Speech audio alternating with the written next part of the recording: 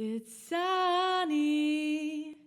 It's sunny in Van. First up, let's talk about housing targets in BC. The progress has been a mixed bag in the months since the province mandated 10 BC municipalities to ramp up their housing developments. The ambitious goal of 60,000, 103 new homes within 5 years is seeing varying degrees of success. Victoria and Port Moody are shining examples of significant strides.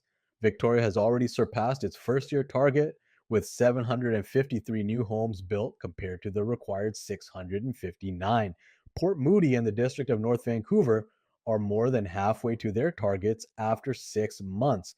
On the other hand, Delta, Oak Bay, and West Vancouver are lagging behind. These municipalities have been urged to speed up their processes, and potential compliance measures loom if improvements aren't made by the annual progress reports. On a brighter note, BC's housing minister, Ravi Kalon, highlighted record levels of housing starts in 2023, with expectations to match or exceed those levels in 2024. Despite some pushback from local governments, the Housing Supply Act seems to foster better alignment and cooperation between different levels of government.